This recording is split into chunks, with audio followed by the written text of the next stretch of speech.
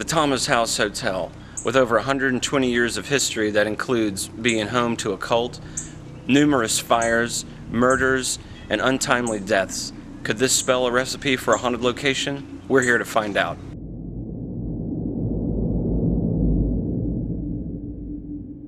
Red Boiling Springs, Tennessee. Located just outside of Nashville on Highway 56 in the secluded mountains of Macon County. Known famous for its healing mineral springs that were discovered in the 1800s that led to several spa resort hotels being constructed in the area. One of those being the Coyd Hotel, which opened its doors in 1890. It is now known as the Thomas House. Well, I'll start out by telling you I did not believe in ghosts. Did not believe in ghosts when I came here. I thought people were crazy when they talked about these things.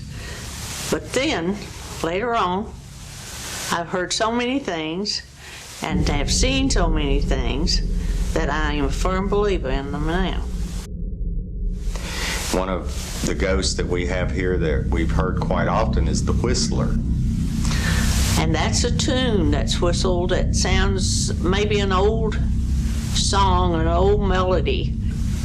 And a lot of the descendants of the Cloyd family who originally built the hotels talk about their great-grandfather whistling all the time when he worked. So periodically we'll be in different places in the hotel and we'll hear him whistling. It's kind of a strange sound to it, mostly a whistle. And when he finished that, I just said, thanks, that was good. We had a lady stay in room 42 that claimed she and her husband claimed that they overheard a murder being plotted. What they reported, they were planning some kind of murder, and they were really alarmed. Well, come to find out, they were the only ones staying in the hotel that night. You feel shadows around you. You kind of see them out of the corner of your eye. Did I see that? I'm not so sure. And you keep watching for it again. Sometimes you'll see it the second time. Cindy and I, she's a member of Tennessee Ghost Hunters, the group that I'm a member of. One night we were in the dining room filming about 4 o'clock in the morning, and we got a shadow. We call it the Shadow Man. She was filming, and all of a sudden we saw the shadow, and it was running back and forth in front of one of the windows, and it darted out like it was trying to get away from us.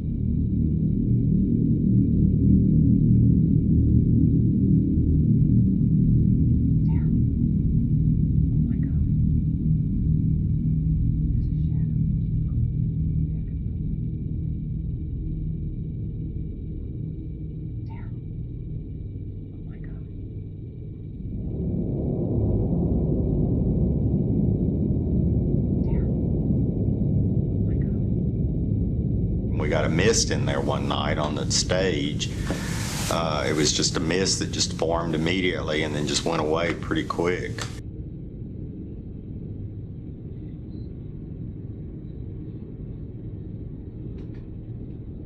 Okay, we've got Ecto. Look at this. We had another couple that came in and told us about seeing a gentleman dressed in a Confederate uniform in the lobby one night, standing in front of the counter. And he's been seen in a couple of the rooms upstairs. We've had several different ghost groups that have actually come to the hotel and did videoing, and we've got one of a full apparition of, it looks to be a man walking through the hall right upstairs in front of the sitting room.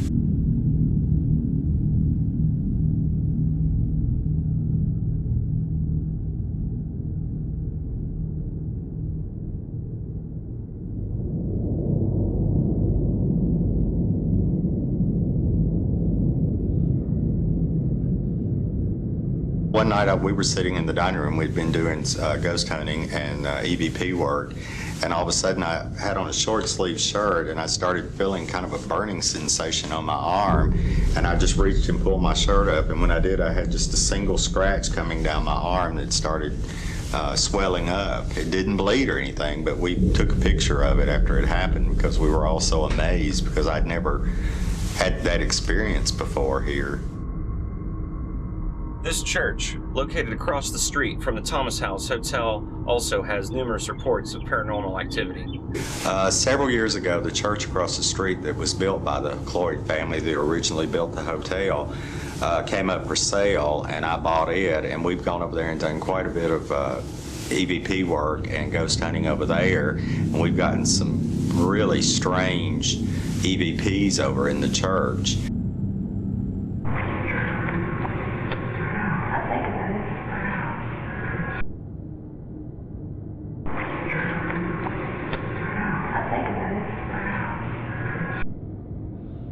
Now, I've had a couple of psychics tell me that there's an elderly gentleman that used to be a preacher over there, and that he doesn't like anybody messing in his church, and that he's over there haunting the church. And there's supposedly an old woman that sits in a chair over there all the time. So we have gotten some strange EVPs in the church. We've picked up a little boy twice, or actually more than twice, and it seems to be the same little boy.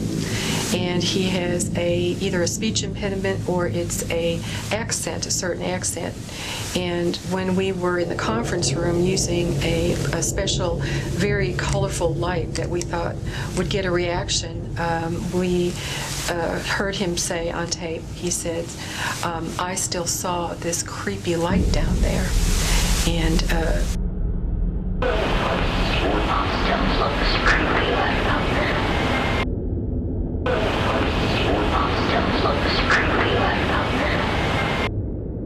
then we caught him again in the dining room, and he says very clearly, he says, I was choked back there.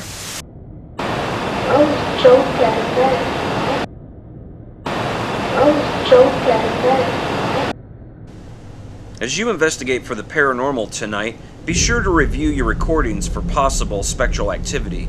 You may be able to take home evidence like the following examples that have all been captured here.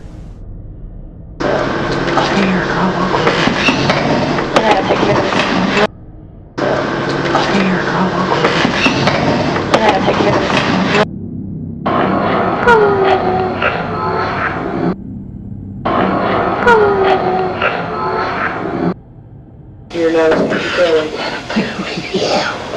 It is. Your nose is going. It is. We don't have any bad ghosts here. All of our ghosts are good ghosts. I think they're people that have come here and stayed, or they lived here at one time and they just like it and don't want to leave.